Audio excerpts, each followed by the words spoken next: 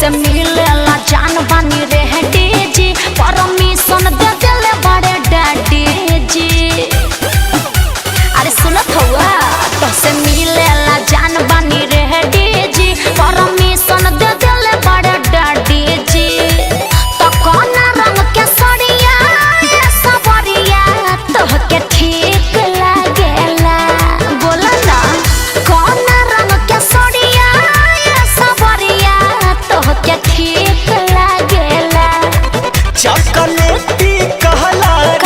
पेन्हिली हसूट हो सबर को तो पानी कला गेला साचो चॉकलेटी कहला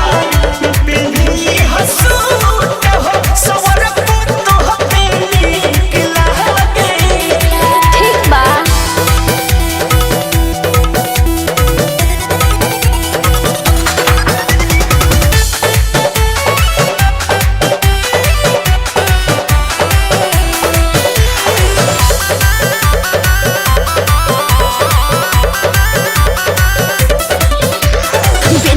बाले बाला खैनी हो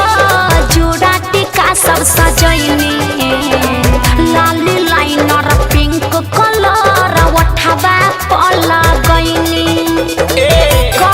तुमको वो सेंटा मारली हो ठीक बा जैसे रे नीम के पतैया डोले ओ सही जिया रहा डोले सचो आवना तो जान लागे जाई जान दिलवा से होले होले कौन रंग के चूड़िया सबरिया तो के ठीक लागेला बोला ना सुगा पंखी कलो पेन्ही हल हठिया हो अच्छा सुनर को तो हपेनी कला गेला चॉकलेटी कहला पेन्ही हसूट हो सुनर को तो हपेनी कला गेला ठीक बा ए राजा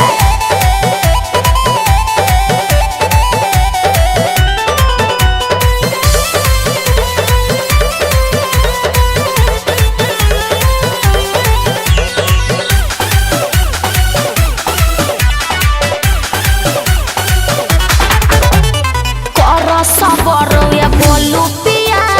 तहरे हटे धन धन धन धन एक भरहिया बुताइली हमारो बाखा और बर्दाश्त नहीं के